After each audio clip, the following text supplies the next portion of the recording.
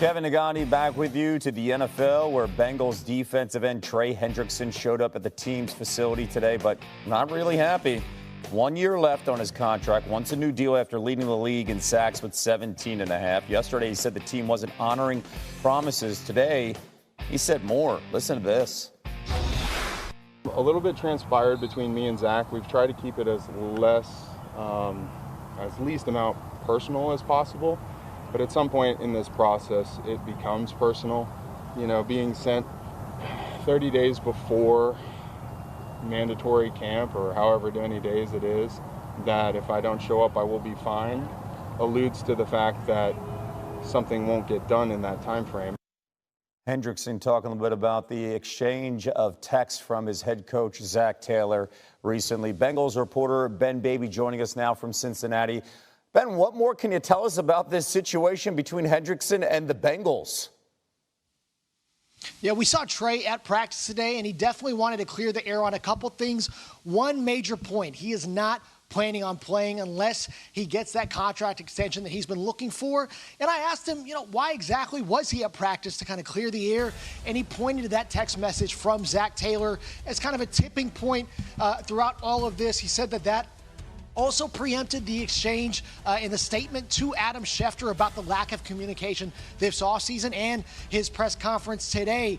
And that level of disappointment, well, he said that was the word of the offseason and definitely a theme that he repeated often throughout his comments today. And the situation has been simmering over the course of the offseason, and it kind of reached a boiling point. And he said that lack of communication creates a sense of animosity. And I asked him point blank, I said, is this situation, is this relationship irreparable? And he said that, he thinks that anything can be repaired, anything can be salvaged. Obviously, he's taken a lot of note of the comments back and forth between the front office. He's seeking a long-term deal. The front office believes that a short-term deal with maybe less guarantees than he's looking for is currently on the table. He talked about shark attacks, and there are unprovoked shark attacks, and there are other kind of shark attacks. I'm not sure where this really lands on the scale, but Hendrickson definitely not treading water as he tries to get that new deal before the start of the season. You don't want to sink this season, especially with all the money they've spent on the offensive side. Last season, Hendrickson and the Cincinnati defense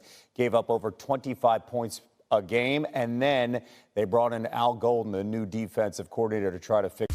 Because they've got a little situation brewing. Because they paid the offense. They paid Chase and Higgins a combined $276 million in extensions. Chase now the highest paid wide receiver by over $5 million a year. Higgins just off this board at around $29 million a year. And we thought, if they did that, then what's going to happen with Trey Hendrickson? Well, he's not happy with the way contract negotiations are going. He told reporters today that he is not going to play under his current deal, which pays him a little over $16 million a year. He said that the negotiations have stalled and things have gotten a little personal. Just think of that. He's making $16 million a year. Not even close to the top 10 for a guy that led the NFL in sacks last season with 17.5. He was a first-team All-Pro. Our John Breach has been a lifelong fan of the Cincinnati Bengals. His dad used to kick for them, so they are very near and dear to your heart, John. We had a Cincinnati reporter on earlier in the show who said he thinks this is going to end in a trade.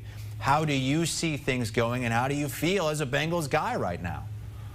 Well, first of all, I can't believe this is happening. This is keeping up with the Kardashians' level of drama. When you have your star defensive player show up to a voluntary practice in street clothes just so he can hold a press conference to complain about the team. I mean, that's a new level of drama even for Cincinnati, and this is a team that has produced plenty of drama, whether it was Jamar Chase and T. Higgins deals, but they did get those deals done. And I do think that they're obviously, these two sides are at an impasse. The Bengals don't want to pay Trey Hendrickson what he's worth. Hendrickson, we saw those contracts that at the top of the pass rushing market. There are 4 guys who are making more than twice the money that Trey Hendrickson's going to make in 2025. So if you're the Bengals, you know you have to get him up there. And it doesn't sound like Hendrickson wants to take a short-term deal. He feels like that would be kicking the can down the road and put him in the same situation he is now. So that's another part of this that's slowing things down. He doesn't want to sign a 1 or 2 year deal. He's over 30, so I understand why the Bengals want to do that.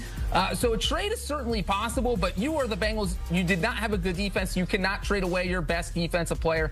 I do think they eventually get something done here, but man, it might be a month or two before that happens. If they don't get things done, if they do need to trade him, if he does need to leave Cincinnati, what would be his number one landing spot? Number one spot, I think, would be the Washington Commanders. If I am Dan Quinn and the Commanders, I am calling up the Bengals and giving them whatever they want. You have a star quarterback in Jayden Daniels who is under his rookie contract for 2 more seasons. So you have money to play with. You want to go all in on winning a Super Bowl. Quinn is a defensive-minded coach. So bringing in Hendrickson would give them really a star pass rusher that they don't really have right now. And if you look at the Commanders' schedule in 2025, they face Patrick Mahomes. They face Jalen Hurts twice. They face a lot of good quarterbacks. So that pass rush would certainly help. And they do have the cap space to do it. They probably have to finagle a little bit, but with almost $23 million in cap space, it's something they could do. So I think the Commanders will be the top spot, Chris. They were 1 win away from the Super Bowl last season. A team that was 1 win away from the Super Bowl the season prior is your second best landing spot. Why are you going with the Lions?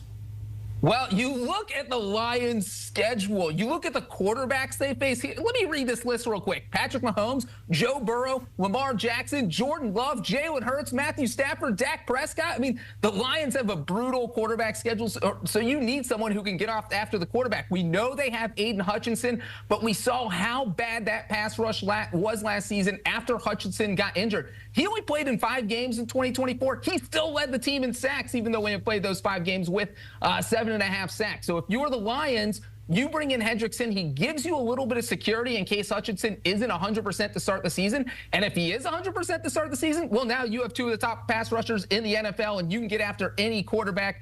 So if I'm the Lions, I'm certainly calling in the Lions. Like the Commanders, have a lot of cap space. The Lions have over $40 million, so they could afford Hendrickson. And with your third best landing spot, you're going to stay in that same division with the Chicago Bears, John. Let's do the Bears. Well, let me just explain real quick. I do not think the Bengals will be crazy enough to trade him to an AFC team. So I do think if there is a deal, it would be an NFC team.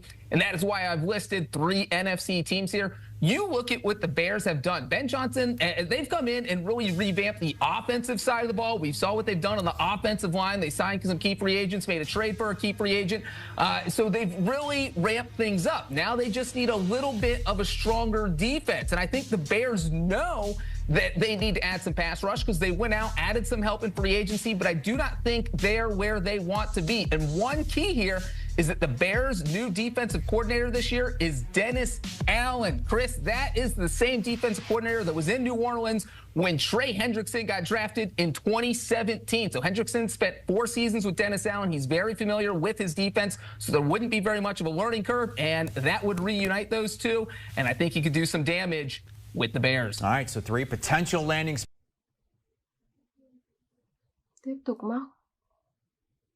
Cứ luân phiên cho mình.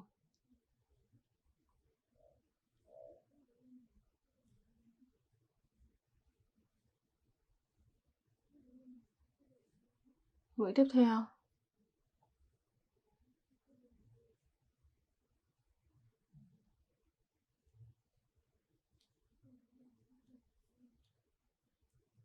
Đấy, mình móc lần lượt như vậy.